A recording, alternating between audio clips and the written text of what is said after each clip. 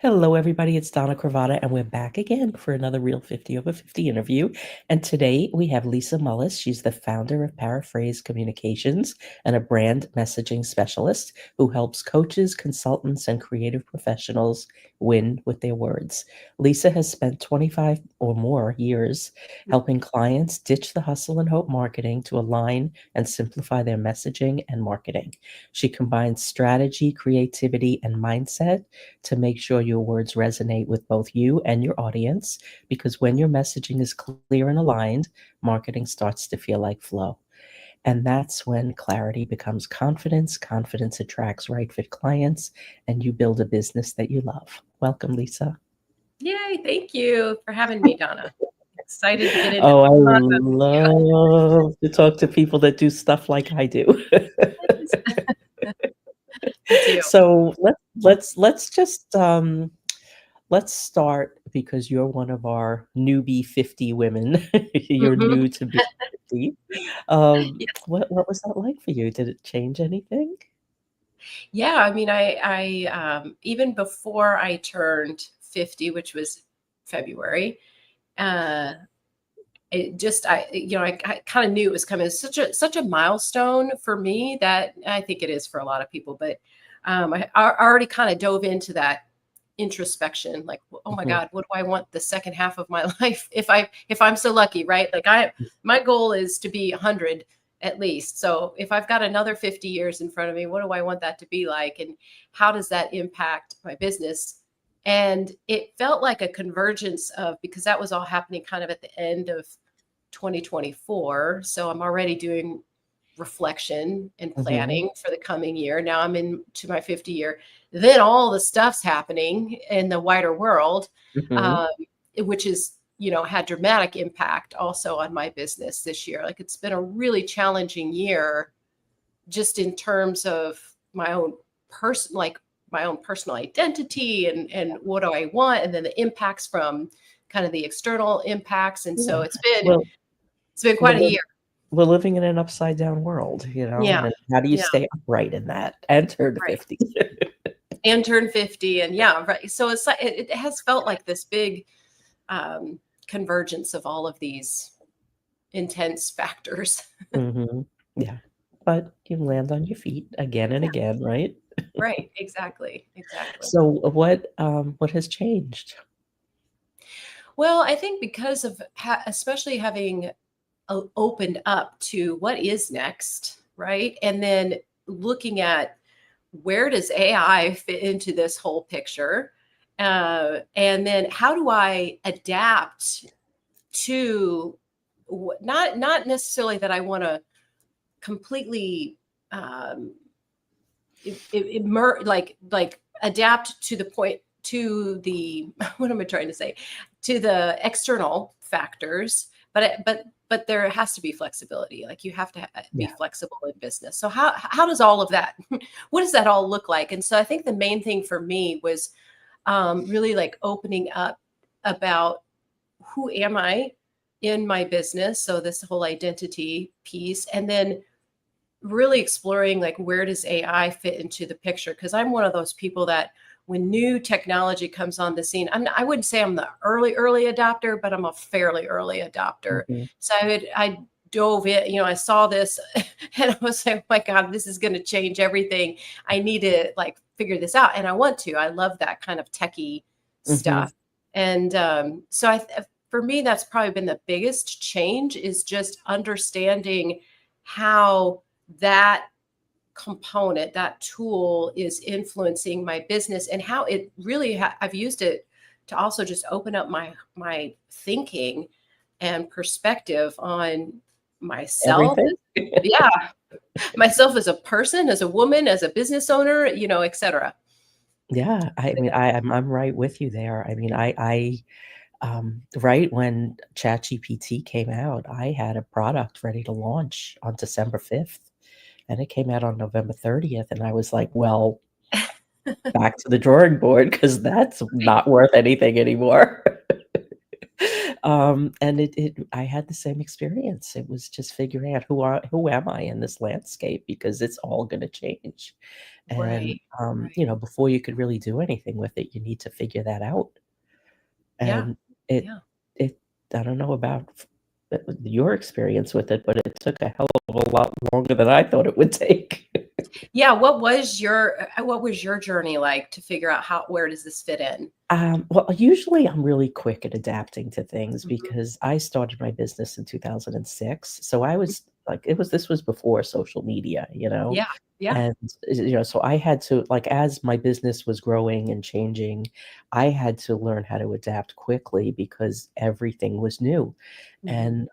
and which was fine. And I figured it out. I figured it out years ago. You've got to kind of break it into two camps: the things that change and the things that don't change. Yeah. And, Yeah. so I figured, like, okay, this is just one more thing, I'm gonna come at it skeptical. I'm gonna try and break it, and then I'll figure out where it fits.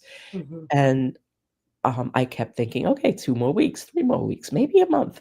And I was like, "Okay, so now it's been 6 months, now it's been 8 months, now it's been a year."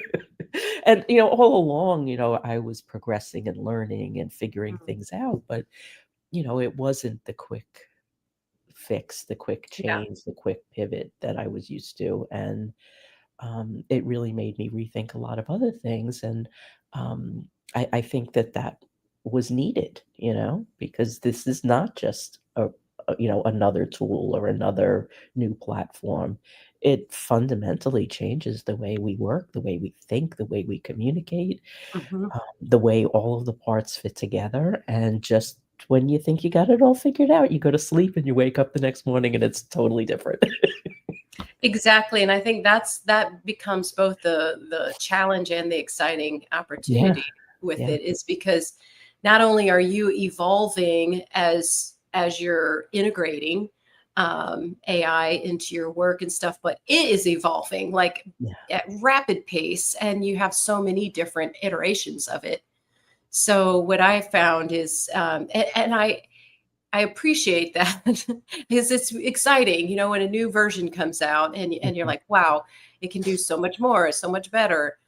Uh, and then also like, how do you adapt to that? So it's this like the learning curve never ends with yeah, this. And I would say that's true to some extent with other tools, right? Because other software and stuff that we use in our businesses is also mhm. the updating and hopefully improving and stuff, but not nearly at the exponential rate that AI is. And the fundamental differences, it's Mhm. not like the interface is a little different. "Oh, now I click here instead of Yeah. there. Oh, it could Right. do this one other cool thing," or, Right. "I really liked that, why did they take it away?" Right. This is like, "Okay, I need to think about this Hmm. because what I did 10 minutes ago is irrelevant now." Yeah. And Yeah. people aren't gonna need that, they're gonna need something else.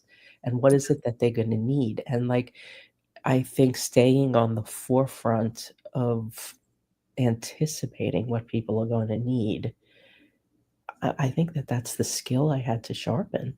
Mm. Hmm. Yeah. Do you feel the same way?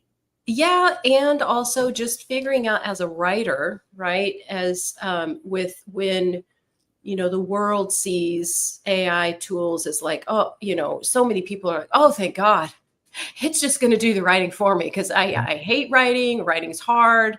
That is a common experience for many people. And so, as a writer, how am I using AI? Like, mhm, where does it fit into the process? And so, for me, that was a journey this whole past year as yeah, I've really, really dove in deep. And I've come to, at least for now, a place where I feel like, okay, I feel very comfortable where AI fits into the picture. For me, it's about I've adapted a lot of my messaging development process and frameworks that I mm, use, built custom GPTs around those. So what it is not doing the writing for someone, but it's shortcutting the time between the blank page and something to work with, something to respond to. Because it's so much faster if you've got something you're looking at Mhm. to Yeah. edit or say, I like this, I don't like this, versus the blank page. So that's been really huge. That's been a huge shift in the way that I work with clients, but also just the it's been a huge shift in the experience the clients are having with not just working with me, but in the whole process of Mhm. messaging. Yeah. And then, there's that whole piece about, um, you know, people only looking at the side of AI creates bad content, but Yes. you gotta Yeah. know how to use it. Yeah. You Yeah. gotta know. Exactly. Exactly. What for me too, a lot of what I've been able to bring into this picture, because my background is in graphic design. Mhm, I mean, I got trained as a copywriter. I have a journalism degree with focus on copywriting and also graphic design, but I just chose graphic design as in my early career. But because of all of that work and really being very comfortable working in interfaces and thinking about the user experience, for me, a lot of working with AI tools has brought forward how am I leading someone through the tools that I've created. So if I'm using custom GPTs, what does that look like for my clients to do mhm, that? So it's all the things around the tool itself that I've really had to think about and come into play, because my goal ultimately is that the whole experience feels smooth. mhm, It's clear. It's a calm experience for people to come in and because it's already, I think when you're using newer tools like this, it can already be a bit intimidating for certain people to say like, oh God, I don't know, how is this going to work, right? Like, what is this going to feel like using this in the process? And so I've really put a lot of thought into the whole user experience around mhm. the AI tools, which I've really enjoyed. Yeah, yeah, and I think that people don't know what tool to use Yep. for Right. whatever application it is that they have. Right. They don't know how to engage with them. They Hmm. just, ask very basic questions and get very basic content, Hmm. but the way to really get them to work is to, ask questions that are going to make those tools go deeper into their knowledge base. Yeah. And, I take a different approach than you because I don't use custom GPTs. I teach people how to use it, and Hmm. I teach them how to, engage with them, and, it's just fascinating to watch. It's fascinating to watch. It's very empowering, and I really believe for women in our age group that, it'll allow us to stay relevant for much longer Hmm. than Hmm. if we didn't have these tools and we didn't know how to use them. And, I find it all really exciting. I mean, it's a little scary for Yeah. sure. Yeah. It's exciting. What do you find, like, what are some of your favorite tips or hacks when you're working with AI? Um, understand what you want before you Hmm. ask for it. Like, be prepared. It's not Hmm. a g I don't consider it a productivity tool. I don't go in to use these tools thinking I'm gonna save time. I Hmm. think that's just gonna happen because Yeah. of the Yeah. nature of how they work. But I go in, like, thinking, "Okay, what am I already doing and how could I do it better?" Hmm. Or what am I missing? Like, one of the questions I'll ask often is, I'll, be in a chat going along Yeah. with whichever tool I'm using, and I'll ask it to look for the gaps and the overlaps Yeah. Yeah. because, we only know what we can know, and, like, these tools can hold so much more capacity and information than we can in our brains. And one of the things that I do with clients is we build out personal libraries in Google Notebook LM with Hmm. our own content. So Nice. now you're going in there and you're only dealing with your own content. So it's Yeah. going to be in your voice. Yeah. And when people start to use that, and see what all the options are. And it's very easy because there's lots of like one-click options. Um, you can see their confidence in how they use the tools really Mhm. step Mhm. up because um, they feel like everything that they're getting back sounds like them because it's Yeah. their content, Yeah. and like the audio overviews in Google Notebook LM, like when Mhm. I'm interviewed, Mhm. I will take the interview, put it up, and have the audio overview go through it and create that little podcast and Oh, I see love what it that. pulls out because it Yeah. usually pulls out something that I don't remember talking about. Yeah. Yeah. Oh, that's great. Well, I'd love to that's a tool that I have not used a lot, which is kind of surprising to me because I'm a huge Google Workspace Mhm, user, but I haven't used Notebook LM much. But I'm kind of working in other areas mhm, of AI. But the whole voice thing, you're right. Like for you and I, the work that we do with helping people, you know, come to some clarity and articulation around what you do and the value of that, and all of that retaining in your voice is so huge, and that's obviously one of the biggest downsides of the current AI tool. So one of my sort of um, personal challenges, I guess, has this year has been how can I help people to understand all the AI isms that show up in content that's been generated by AI, whether in full or part? And and and is there a way to not only help them understand what those are, but strip it out and put it back in to their voice? So this was, I was really trying everything to, especially with ChatGPT, because that's the probably one of the most common AI tools that people use. I And never used it. it's just terrible about, like, it cannot help itself. You can put all the guardrails in, you can give it all the instructions and tell it, don't do. I have a list of like 20 different Mhm, AI isms, and I'd call it all out, tell it don't do these things, and put those instructions everywhere, and it still just can't help itself. I always say that it just has its own accent. It's like yes, it can't, yes, yeah. you just can't untrain it to do that.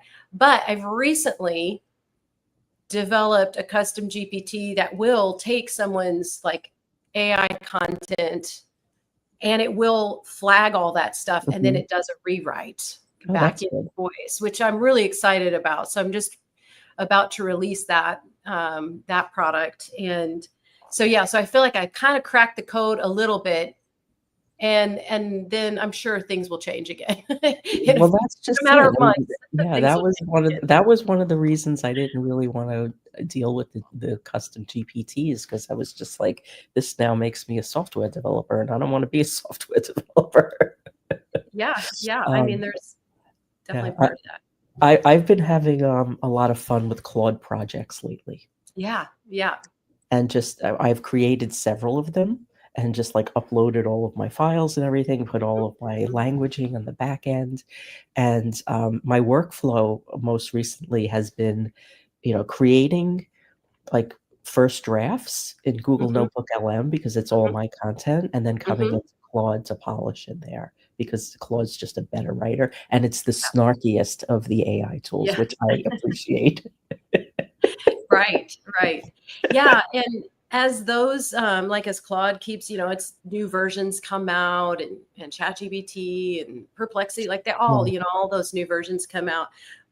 With the custom GPTs that I've been building, I have them on a whole different platform okay. that connects to a lot of the different AI tools. So Oh, for that's each one great. that I build, I run it through tests to figure out which of the AI tools is going to do the job the best. Mhm, And so sometimes some of those GPTs are connected to Claude.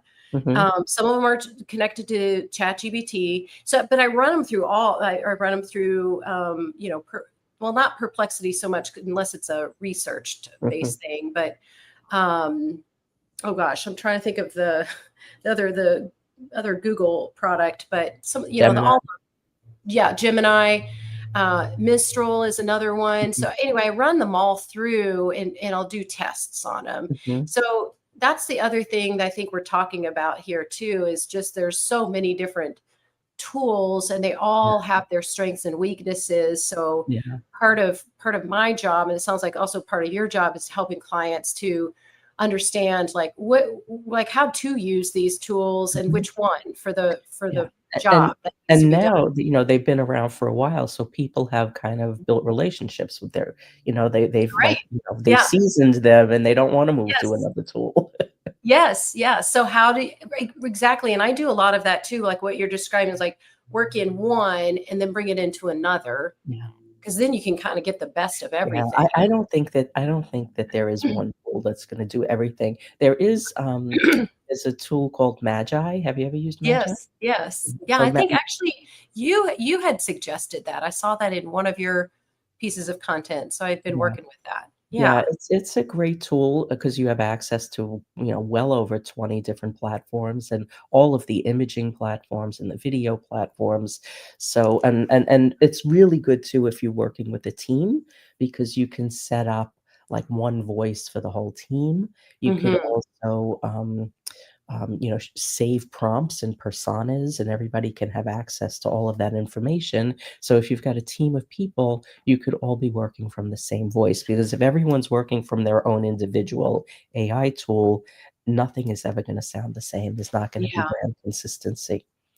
And so, yeah, it's a really good tool. And I love the guy who created it. He's really got his full heart in it. And Oh, that's great.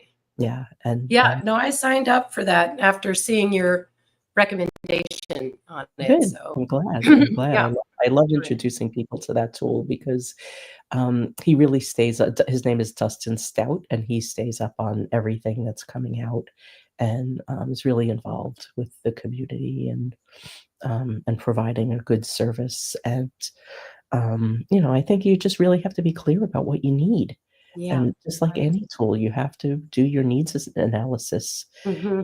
and figure out what you need and be flexible because it's gonna change. I was doing a video maybe 2 weeks ago for a client showing them how to do something in Google Notebook LM, and 10 minutes later, I went in and the screen was different. Right. So typical of Google. Where did that thing go? It was just here. And here's another thing too that I would really like to discuss with you.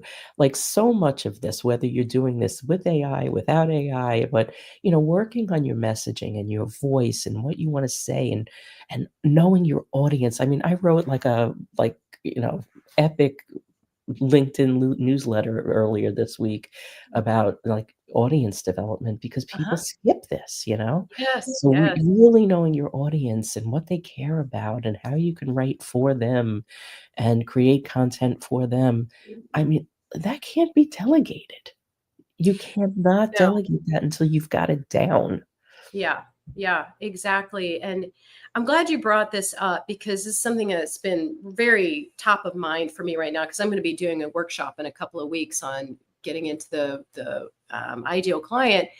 And I've just been thinking about the fact that this is not a sexy topic. Like people just don't, they is like, yeah, I know. It's like, yeah, I know I need to exercise. I know I need to eat right. Like, Mhm, I know I need to mhm. do these things, but I don't wanna, and similarly when it comes to messaging, is like, yes, knowing your ideal client is so pivotal. And yet it like you're saying, you can't delegate it. It's a journey. It's not like you're going to figure it out one day, do all this work one day and then just know it. It's a journey that you're on, and you will, like, it's like, peeling an onion or going layers deeper in the ocean. Like you will continue to know more and more. And I think if you come at it with that mindset that, oh, this is a journey, just the same as I'm on a journey in my business, I'm on a journey to understand who it is that I serve and what's going on with them, then I think that opens you up to kind of get into it more and relax into the whole process of Yeah, knowing. But yeah, it's so key, and people just they want to skip it. They want to skip that they part. do, they do.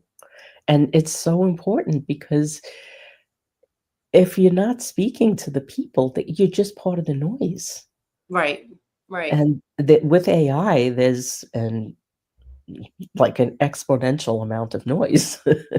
Absolutely. And a homogenization of Yeah, all of that that's everybody coming all out. sounding the same, and, Yes. yeah, yeah, Yes. yeah, it's a problem. But the thing is if you're not part of that noise, and you sound like you, and you're consistent, and you are, um, consistent in your voice and consistent in showing up, Mhm. people feel you before they Yeah. hear you, they see you, and then Yeah. there's no competition with noise at that point. Yeah. Agreed. Agreed. But you kind of hit on something that I think is another big piece, which is the consistency Yeah, part of this. Again, it's I do see this happen, and I've experienced this myself. It's kind of the shiny object syndrome, and where it's you very know, alluring. and when you're at doing marketing, when you're doing messaging work, the results of that work aren't always immediate. So if you're not seeing the results right away, or something, it's very easy to think, well, this isn't working, Yeah, and right? they're not also always immediate, and they don't come wrapped up in a pretty package. Right. Right. Exactly. So I understand the tendency to want to, like, oh, I got to do something else. I got to move on. But, and just like you and I were talking earlier about just the power of really sticking with something, right? And really working. Like, so if you've landed on a strategy that seems to be in really good alignment with, who you are, how you show up and all of that, and then just continuing to work that and stick with it and continue to iterate and refine. So many people really struggle with that level of consistency with whatever it is that they're doing. Yeah, and what I've learned, I mean, doing these interviews has really helped me a lot, Mhm. in learning about how people work, um, and self-value. I mean, it's a big self-value, self-trust thing Mhm. Mhm. because we work alone primarily. There's Yeah. nobody around us that's like, Yeah. doing anything to cheer us. I mean, it's just us, Mhm. and Mhm. we're working in this little vacuum, and, when something doesn't work, we take it personally, and it's Yeah. like, "Oh, it Yeah. must be me, I suck," Yeah. and then that calls up everything else. But if we can step out of the work and be separate from it, and remember it's not about us, Right. it's Right. about that audience that you didn't wanna research. Ding, ding, ding, ding, ding. That's right. That might be one of the toughest things of all in business is, um, staying connected enough that you're emotionally, like, your energy is in the work and you're present there, but not so attached to what it all means that you take that personally, right? Like, that Yeah. is, gosh, But that is some it's deep work. hard because it is Mhm. personal, and we put Mhm. everything into this, you know? I mean, like, I'm sure you too. I mean, how many nights did you work till 2 in the morning, Oh, just yeah. Right. pouring everything into what you're doing and Yeah. testing and like, "Oh my god, I can't believe I forgot to do that, and I forgot to do that, and then, this was supposed to take 15 minutes, it's 7 hours later." Right. And Yes. you made 3 more turns along the way. Yeah. Um, but that's I mean, it's what we love and it's what we hate, and it's what makes this all so exciting, you know? Yeah. Yeah, absolutely. One of the things that came to me this year that I found very helpful is something that I continued now to go back to, which is this idea of, thinking about what does the business need versus what do I need as the Mm, human in the business.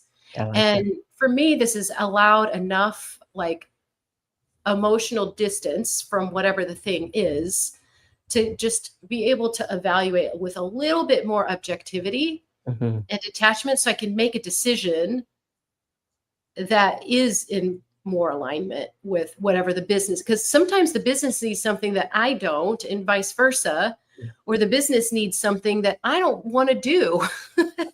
I, The human doesn't want to do the thing that the business needs, but I know that the business needs it. So just making that mental distinction between business needs and my personal needs has been Mm, really, it's been a huge shift for me I'm this gonna year. try that. That's really good advice. That's Yeah. really good advice, because it's you really get sucked into it, and, like, now I'm living alone. My son is all grown and flown, and, Mm-hmm. you know, there's no distraction. I could just keep going. Yeah. Yeah. But you need that, right? Yeah. I don't have to feed anyone or pick anyone up or there's Yeah. nothing in my way, so I could just work for 79 hours straight, Yeah. Yeah. and I have. I hear you. Um, I hear you. but, yeah, it is great, and then, like, when it all comes together, let's talk about that a little bit. Yeah.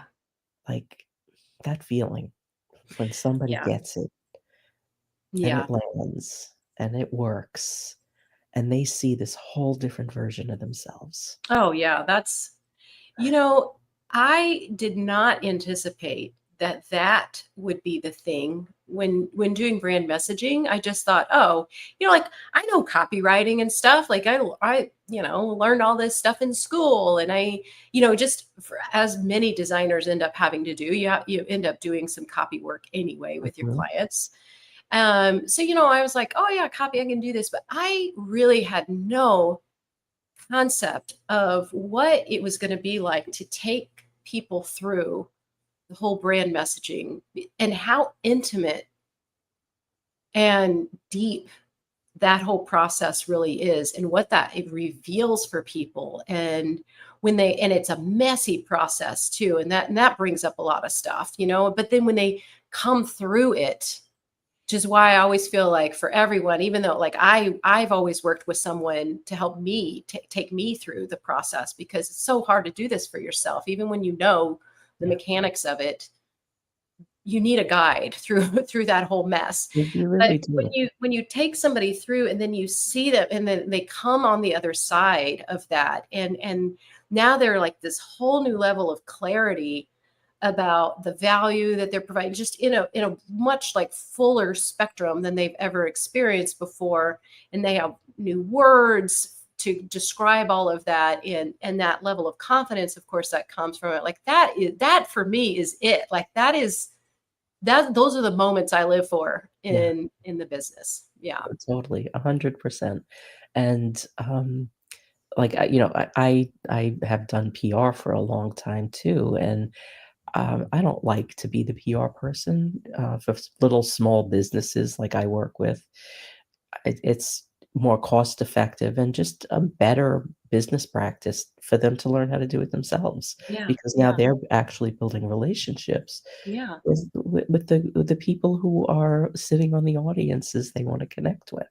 Hmm. And, like, I have gotten out of my car and did happy dances at stoplights and red Yes. lights when, like, I, like, glance at my phone real quick or get a call where somebody is, that they landed media for themselves, and that not anything they ever even considered would be anywhere in the realm, and it doesn't need to be the New York Times, it could be something small, but the fact that they did that and they created this opportunity for themselves, that Yeah. somebody of some authority was interested in what they had to say and shared them with their audience. I mean, that's like it's such a powerful moment.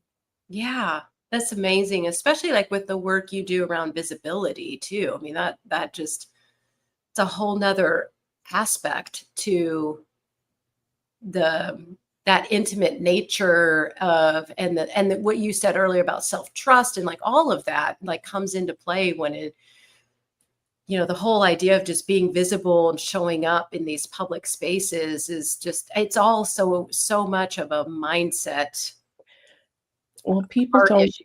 yeah, people don't realize until they start doing the work what it actually Hmm. means. Hmm. And, the PR work is very tied to that because Hmm. most people think PR is free advertising, Hmm. but Hmm. it's not. It's Yeah. it's an introduction to a curated audience, and it needs to be treated like that, and Mm. it needs to be revered. Those relationships are revered, Yeah, and like that word. when people start to see what it actually is, they get afraid. I had a client not too long ago that was just, like, raring to go until she got her first couple of interviews, and then she pulled back, and she was like, "I don't think Uh-huh. I wanna do this." And she didn't wanna do it. Mhm. Yeah. And over the years, I've helped people, really understand it and kind of rethink the process because, it's not for everyone, and that's fine. Mm. There's Mhm. 100 other ways you could do things, but, um, when it is for you and you kind of understand the way it works, Mhm. you don't wanna do anything else. Mm. Yeah, I love that. I love that word revere Yeah, too. Relationships there. yeah, it is, and, like, my whole approach to PR is using it as a relationship building tool Mhm. because, most people don't do that, and Yeah, again, with the noise, like, when you do that, you stand out. yeah, yeah. I love that. I love that. Yeah, Yeah, it's amazing. It's I just see you, I think just like with the relationship thing, because I see you operate, I think, similar to the way, like with my approach, where it's very relationship based. Like the marketing, everything is all relationship based, which takes time, right? Like that takes time to develop those Mhm, relationships and those connections. And I think that's yet another reason why sometimes people may not think that it's working, or they don't understand the amount of time that is going to need to go into it. We have so many messages in the marketplace about things happening fast and easy, and all of the and very more transactional type of tactics mhm. for Yeah, marketing and stuff. But when you're doing relationship based marketing, it's a slower process, but it I is, personally but find you it know more what? rewarding. It lasts. It It lasts. lasts. Yeah, yeah, It's foundational, yeah, because now, like, I actually was speaking to a potential client a couple of weeks ago, and she just said to me, "Well, why should I hire you?" And I said, yeah. Because I'll build you a foundation for your business like a Sicilian bricklayer." That's a great analogy. But those are and the mortar of that is the relationships. Yes. Yeah. And, like, when I do this for other people, because it's basically the same work, but I'm either doing it for other people or I'm teaching them how to do it. But when I'm doing it for other people, I'm not building those relationships for myself. I'm Right. creating these opportunities for them to step in Mhm. and build those relationships. Mhm. Like, I'm not saying, "Hey, I want you to meet this person." I'm teeing them up, and then they can go and say hi. Yeah. Yeah. I love that. Um, because, I mean, they're not, this is one of the reasons I never really like doing traditional PR because, most PR people wouldn't share their contacts or anything, Mm. Mhm. and Yeah. I wanna create the opportunities so people can build their own relationships because I don't wanna be the middleman. I just Right. wanna be the Right. person that kind of, orchestrates things under the surface. Yeah. Yeah. I hear you. I hear you. Yeah, it's every day I'm just I don't even have the words to say how it makes me feel that I get to do this every day. Yeah. But, nothing Same. I ever expected, you know? Yeah. Same. But that's one of the joys I really love being in business. I've been in business for over 20 years now, and I really love it because it's always changing. There's always challenges. There's the to-do list is never done. The learning never stops. I'm never bored. No, It's a constant evolution. And as I've been told and have since passed this on many times, because this is so true, it's the greatest journey of self-discovery that you'll probably ever go on. it Is really is. Yeah, is running a business, Yeah. I mean, being an every day I'm 19 years in, and every day I sit down at my desk and I think, how will this day end that I Yeah, didn't expect? Like, what's yeah, gonna right. happen that I had no idea was gonna happen? And every day something happens. Yeah, yeah, Every yeah. day. Oh, yeah, I mean, your day could just totally be it could you within 24 hours or less, you could have a completely different trajectory Yeah, than you thought, yeah, yeah. which is And, exciting. I had dinner with a friend of mine last week who we've been friends since before I started my business, and she's a teacher, she lives a very traditional life, she does not get this. She is, like, totally risk averse. Like, Yeah. when I start to talk about my business, she just shuts down, and she's clearly not paying attention. Mhm. But what happened the other day, and I think you'll appreciate this because it really is about, like, flipping the story. Um, I didn't talk about me and my work and what I do, I talked about my clients, Mhm. and Mhm. she leaned in, Mhm. and she wanted to know more, and she started to ask questions, and, I mean, we closed the restaurant down, they were, like, mopping the floors around us. Yeah. But in Yeah. all these years, she had never had any interest. She was just like, "I don't know how you do what you do, but you Mhm. always do it. You always make it work." Mhm. But that was the extent of the conversation. But she cared because I told her the people's stories. Mhm. And it was, like, such a good reminder for me because I was getting too stuck in what I'm creating and what I'm doing and mass production. Um, Yes, but it I reminded understand. me to go back to the stories. Yes. That's my goal. One of my goals for 2026 is to tell more stories, Mhm. tell more client stories, tell more of my own story. Because I'm kind of a teacher at heart, so it's very natural for me to be teaching in my content and stuff, and I really enjoy that. But you're absolutely right. Like the stories are And nobody cares. I do the same right, thing. I'll go into, "Okay, well, you use this tool, and then do this and that," and then right. and they're like, I lost them at, like, "And." I know.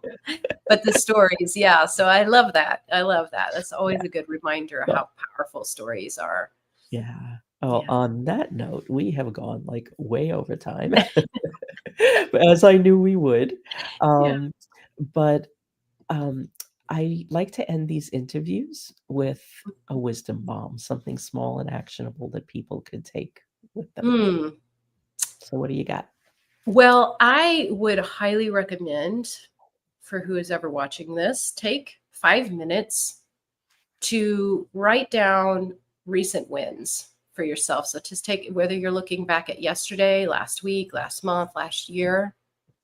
We move at the speed of light sometimes in business, and we just skip over all the little things that we've accomplished and little experiences that we've had that count as wins. And I'm talking like even the smallest of the small things. And there's such a power in writing that down and being able to look at that list and even come back to that list. So Mhm. maybe start the list, come back to it tomorrow, then the week after, and add to it, and you'll just be amazed by what you've accomplished and how that can propel you forward. So that would be Mhm. my little suggestion. That's great advice. Everybody, please connect with Lisa. Her website is paraphrasecom.com, and she's also on the Real 50 Over 50 webpage. If you're watching on the replay, leave questions, comments, thoughts, tag us. We'll come back and we will keep the conversation going, and we'll be back next week with more. Thank you, Lisa. Thank you so much.